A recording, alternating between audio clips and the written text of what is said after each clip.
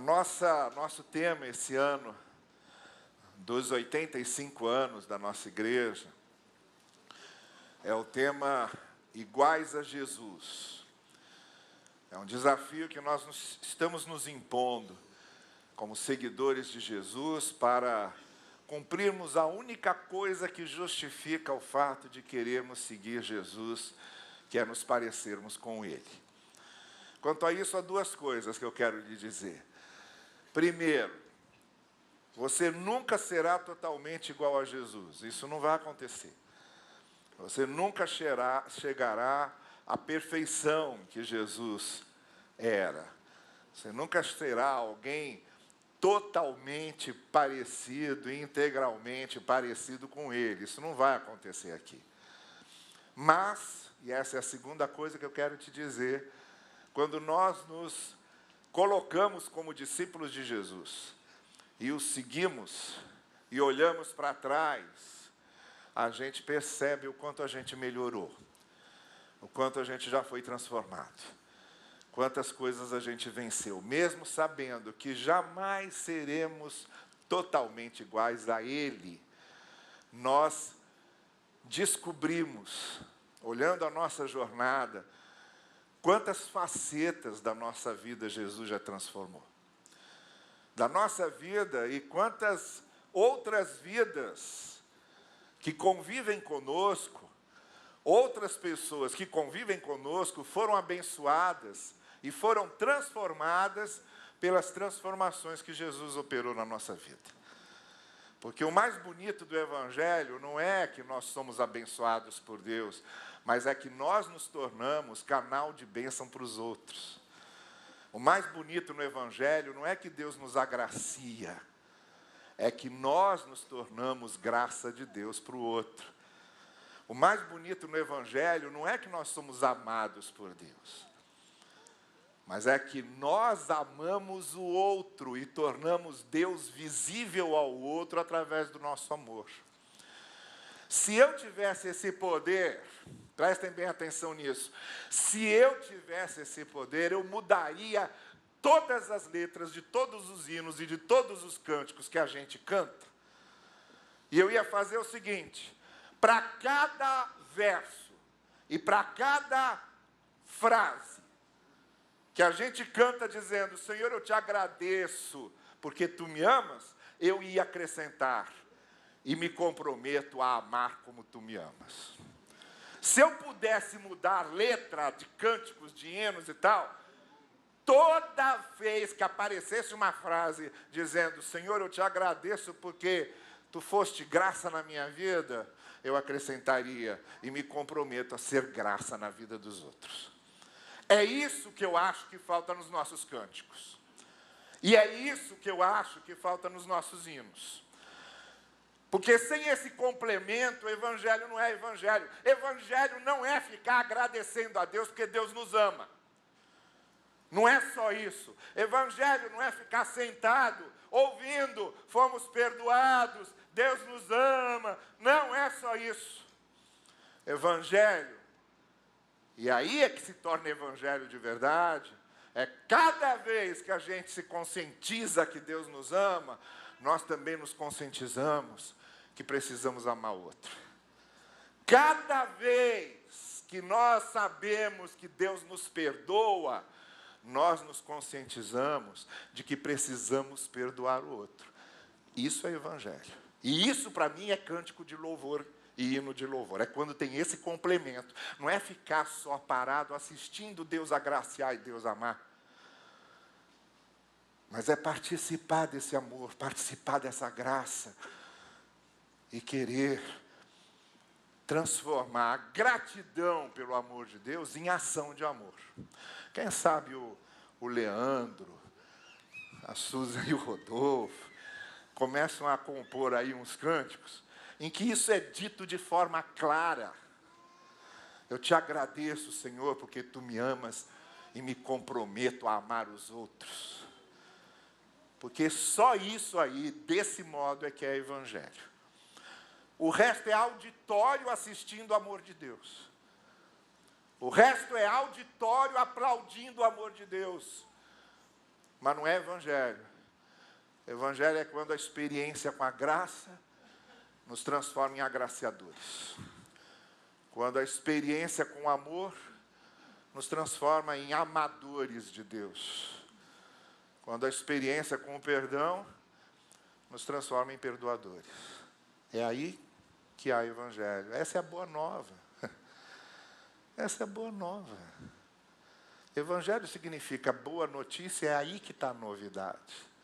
Essa é a especificidade do Evangelho, essa é a singularidade do Evangelho.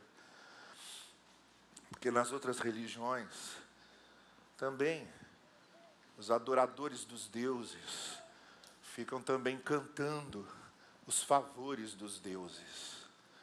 Ficam pedindo os favores dos deuses.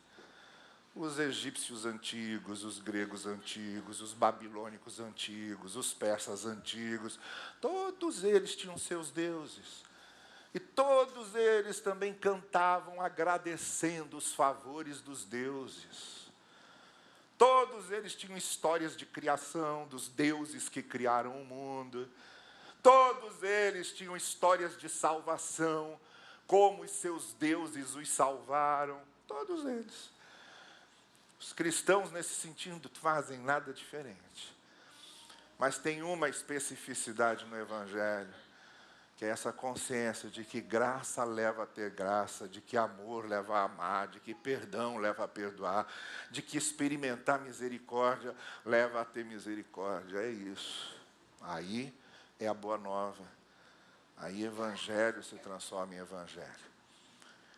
E daqui a pouco a gente vai celebrar a ceia, e eu queria então só fazer uma ligação de sermos iguais a Jesus nisso, de aprendermos a ser cada vez mais iguais a Ele nisso, amarmos como Ele amou, sermos misericordiosos como Ele foi, perdoar como Ele perdoou, imitá-lo nisso, imitá-lo na sua generosidade, imitá-lo na maneira como Ele foi justo, e amoroso, e gentil, na maneira como Ele estendeu a sua mão, imitá-lo nisso, e lembrando uma expressão que o apóstolo Paulo usa, quando escreve a sua carta ao seu aluno Timóteo, e ele começa a carta dizendo: eu sou apóstolo de Cristo Jesus, a nossa esperança.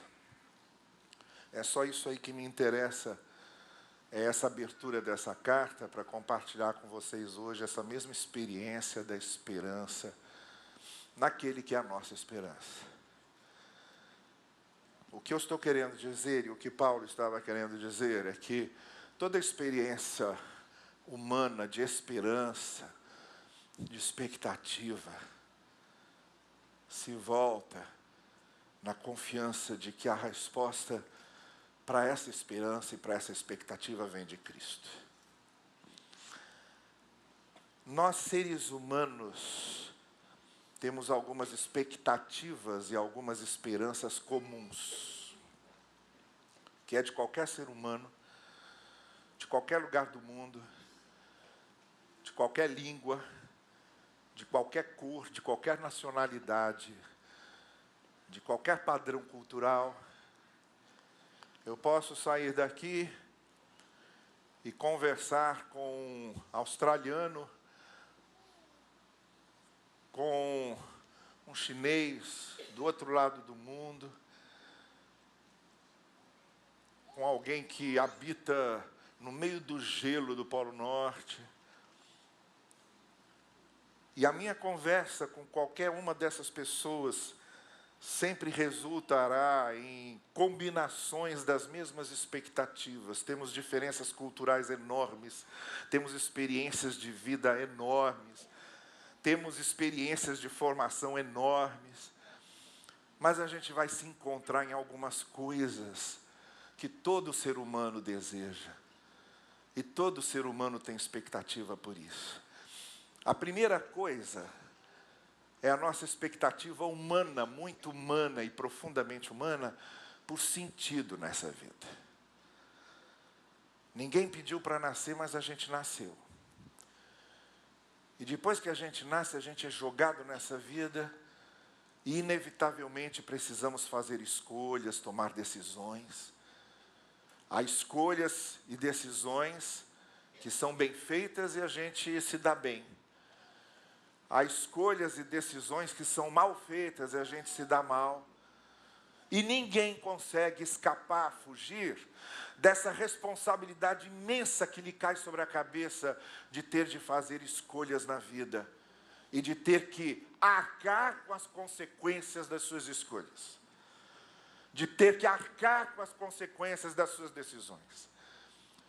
Então a gente não pede para nascer, a gente nasce e se vê diante dessa liberdade imensa de ter que escolher o caminho que queremos seguir, de ter que escolher a trilha que vamos percorrer, de ter de fazer escolhas e tomar decisões que vão marcar nossa vida para todo sempre, muitas vezes. E ninguém consegue escapar disso. E aí a gente, uma hora, no meio de tudo isso, a gente para e pergunta qual é o sentido disso tudo. Qual é o sentido de estar vivo? E quando a gente pensa que na nossa galáxia, aqui na Via Láctea, só na Via Láctea a gente tem bilhões de galáxias. Na nossa galáxia nós temos infinidades de planetas e de sóis, que o nosso Sol, esse Sol que você não consegue olhar para a cara dele, esse Sol é uma das menores estrelas, esse planeta que a gente vive é um dos menores planetas. E quando a gente pensa que não é só a Via Láctea com seus bilhões de galáxias, mas são bilhões e bilhões de outras galáxias. E quando você para pensar que você está no meio de tudo isso e para pensar que você nasceu, está vivo no meio disso tudo.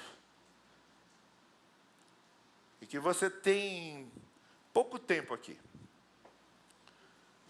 Você passa lá em frente à Rocha do Pão de Açúcar, você vê lá escrito numa placa lá embaixo, essa rocha tem 600 milhões de anos.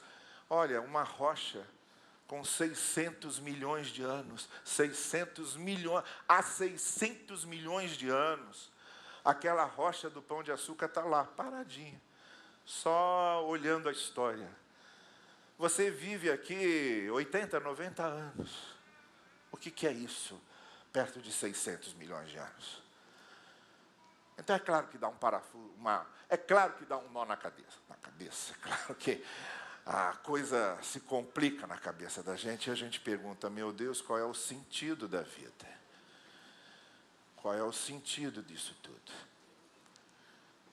E na busca desse sentido é que a gente tem filosofia, por isso que existem os filósofos, é que a gente tem a arte.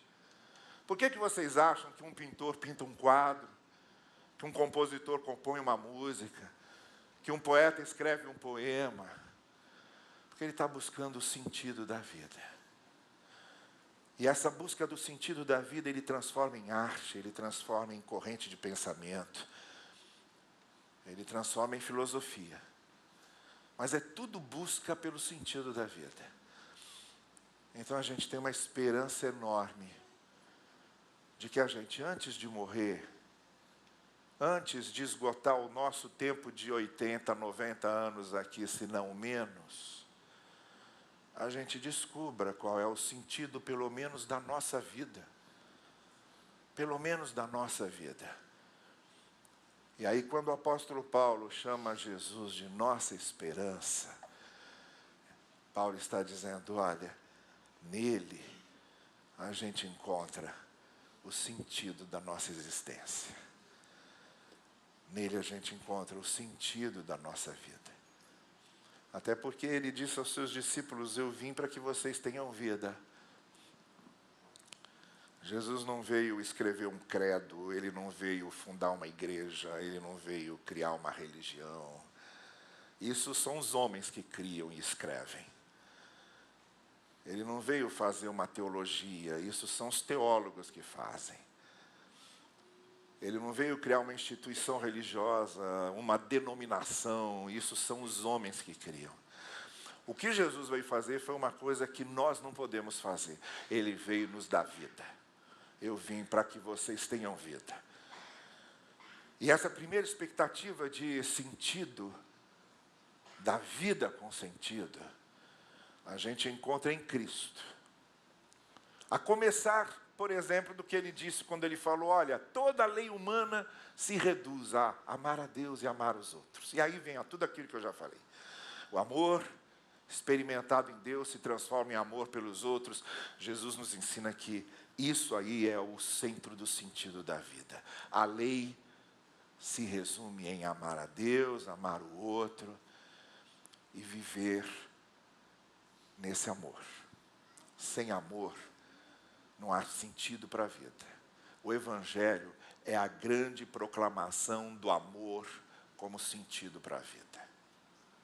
Por isso Jesus disse aos seus discípulos seriamente, quando vocês amarem como eu amo vocês, vão saber que vocês são meus discípulos. Porque seguir a Jesus também se resume nisso, a amar os outros. É aí que é carimbado na gente o selo de discípulo de Jesus. Não é quando você é batizado, não é quando você é membro de uma igreja, não é quando você sabe a Bíblia de cor, não é quando você passa a noite orando. O selo de discípulo de Jesus vem quando você ama como Jesus amou, e ele diz, é aí que vocês serão conhecidos como meus discípulos. Sentido do amor, está aí. Por isso Paulo diz, é a nossa esperança, porque fora dele, onde a gente descobre esse sentido do amor, da graça, da misericórdia? E há uma outra coisa, uma segunda e última coisa, que tem a ver com essa palavra esperança de Paulo. Quando Paulo fala em esperança, e ele diz, olha, nessa expectativa que todo ser humano tem, seja aqui no Brasil, seja no Polo Norte, todo ser humano que se encontrar com outro ser humano vai, no fim da conversa, em algum momento do seu convívio, pensar sobre o que vem depois da morte. O que é a morte? O que acontece depois? Como é morrer? Como será a experiência de morrer? E essa é uma outra expectativa do ser humano. O ser humano não quer morrer. Ninguém quer morrer. Agora, só que não é só você que não quer morrer.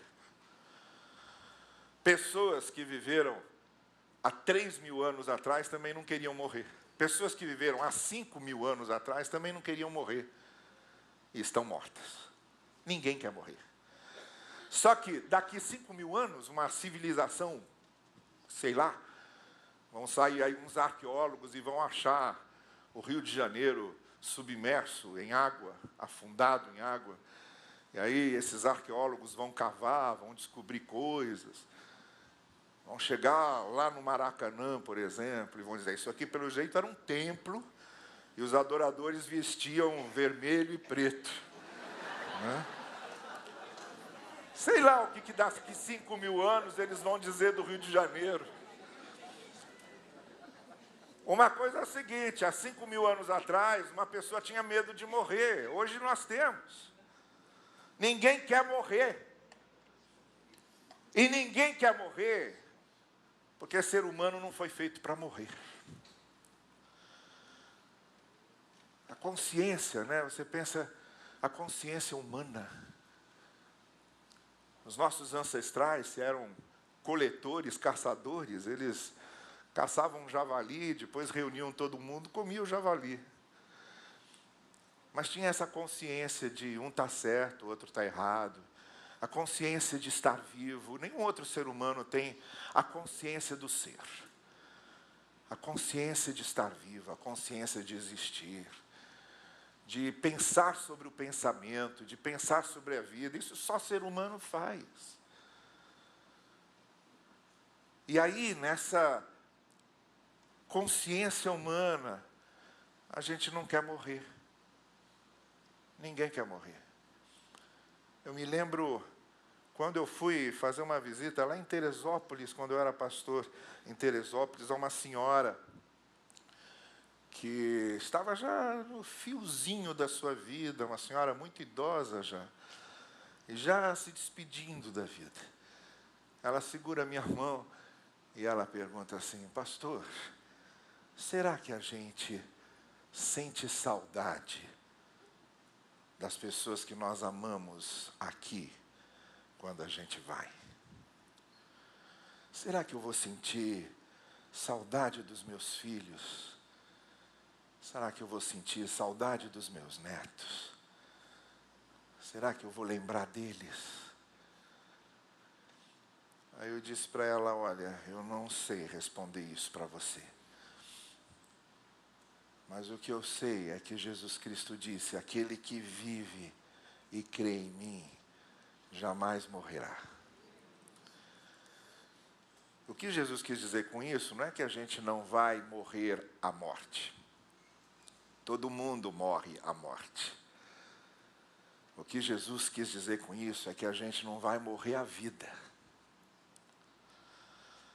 O que Jesus quis dizer com isso é que há uma força imperiosa na vida, que não é só isso que a gente vê.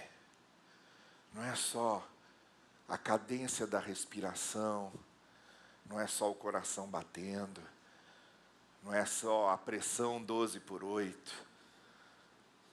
não é só o corpo se deslocando, não é só o corpo se exercitando, não é só a música que a gente ouve, não é só o perfume que a gente sente, não é só o gosto da comida que a gente come. O que Jesus Cristo disse é que a vida não é só isso. Há uma pulsão, há um impulso, há uma força na vida que está para além de tudo isso, e é dessa pulsão, desse impulso vital que todo ser humano tem, que Jesus Cristo veio anunciar e dizer: eu vim trazer vida para vocês, e aquele que tem essa vida que eu dou, essa pulsão de vida que eu concedo, esse impulso de vida que sai de mim, esses que têm isso, vão morrer à morte, mas não vão morrer à vida. A vida vai transpassar todos os obstáculos que ela tem. E é nesse sentido que Paulo, que também não queria morrer, escreve para os seus leitores que também não queriam morrer, e que diz: olha, a morte que a gente vê não é o ponto final. Em Jesus temos a esperança da pulsão para a vida que dura para sempre. Então, o que eu queria que você notasse, e por isso a nossa igreja esse ano está tão preocupada em querer pensar igual a Jesus, querer ser igual a Ele, significa começar a pensar como Ele, que a gente também quer começar a pensar a partir dessas duas realidades. Ele é a nossa esperança, porque Ele traz sentido para a vida. O sentido para a vida está em amar, em fazer o bem. O que a gente realmente aprende na vida, se aprende, é fazer isso. Um compositor que não é evangélico, não é cristão, não tem nada a ver com religião evangélica, mas que fez um dos poemas mais bonitos sobre o tempo, que é o Caetano Veloso, numa música dele chamada Oração ao Tempo. E eu me apaixonei de cara por aquela letra, porque aquela letra começa dizendo: és um Senhor tão bonito quanto a cara do meu filho. E aí, quando eu comecei a ler isso, eu falei: tem razão. Quando a gente olha para os filhos da gente, ao longo do tempo, a gente vê como o tempo é bonito. E como o tempo vai passando e abençoando a gente, e vê nossos filhos crescendo. Mas aí tem um momento lá nesse poema, nessa música, que ele pede uma coisa que todos nós queremos. Em que ele pede, a música é um pedido que ele faz ao tempo. Ele diz: olha, já que eu não posso evitar que o tempo passe, eu quero negociar com o tempo, e uma coisa eu peço ao tempo: que me ensine a amadurecer e a distribuir benefícios. Eu acho que esse mesmo compositor, não tendo nenhuma experiência com o Evangelho, ele fez um dos pedidos mais cheios de Evangelho que eu conheço. Que o tempo me ensine a amadurecer e a distribuir benefícios. Que o tempo passando, valha a pena o tempo passar em que eu aprenda a distribuir benefícios. Que eu aprenda a fazer o bem. Quanto mais o tempo passa, mais eu aprendo a fazer o bem. Gente, isso é Evangelho. E isso é o Evangelho mais próximo do que o Jesus ensinou sobre o Evangelho. Jesus é a nossa esperança, porque Ele nos dá esse sentido de vida. O tempo passando e a gente aprendendo cada vez mais a distribuir benefícios. É só aí que a passagem do tempo vale a pena. E no final, quando a gente olhar para trás e a nossa vida tivesse esgotado e a gente sentir que está chegando no finalzinho já, que grande bênção é a gente olhar para trás e descobrir que o nosso tempo foi essa aprendizagem de amar e fazer o bem, de amar e distribuir benefícios. Não haverá nenhuma memória mais grata, nenhuma lembrança mais grata. Não você olhar para trás e descobrir que teve sucesso na vida, isso não vai valer para nada, porque tudo que você conquistar com seu sucesso vai ficar aqui. Mas é olhar para trás e descobrir que ao longo da sua vida, você distribuiu benefícios. Você aprendeu a fazer o bem. E você foi bom. Jesus Cristo é a nossa esperança, porque Ele dá esse sentido para a vida. E Ele é a nossa esperança, porque Ele nos dá esse segundo privilégio de sabermos que a pulsão da vida é algo tão forte. O impulso da vida que Ele nos traz é algo tão poderoso que rompe todas as cadeias da morte e nos leva à experiência mais completa, mais abrangente, que é a experiência da vida em Cristo para toda a eternidade. Não me pergunte como vai ser isso. Olha, não tem nada que me irrite mais do que alguém me perguntar como é que é depois da morte. Eu não sei. Tá bem? Não sei.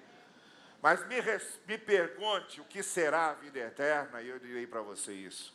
A vida eterna será essa pulsão de vida que Jesus nos trouxe e que vai romper a morte. Como isso vai se dar? A gente vai saber quando chegar lá. Mas é assim que será. A pulsão da vida vencendo a morte também é puro Evangelho. Também é a boa nova do Evangelho. Você curva comigo a sua cabeça, para nós encerrarmos aqui, a gente vai celebrar a ceia juntos daqui a pouco. Senhor querido, eu te peço que cada um de nós aqui tenha refletido muito sobre isso e que aqui tenhamos juntos agora a oportunidade de dizermos: Jesus Cristo também é a minha esperança. E aí, enquanto a gente está orando, se nessa noite você está dizendo: olha, é isso aí que eu estou querendo, eu quero essa esperança viva em Cristo, eu quero essa mensagem que o Evangelho traz, eu quero experimentar essa vida que Jesus traz. Se você quer isso, fica em pé aí no lugar que você está, que eu quero orar por você, muito especialmente essa noite também. É só você se levantar, fique em pé no lugar em que você está e eu quero orar por você. Isso, graças a Deus por você. Senhor querido, contempla esses corações e que experimentem verdadeiramente a vida que Tu nos trazes e a esperança que Tu és. Nós oramos em nome de Cristo Jesus. Amém. Amém.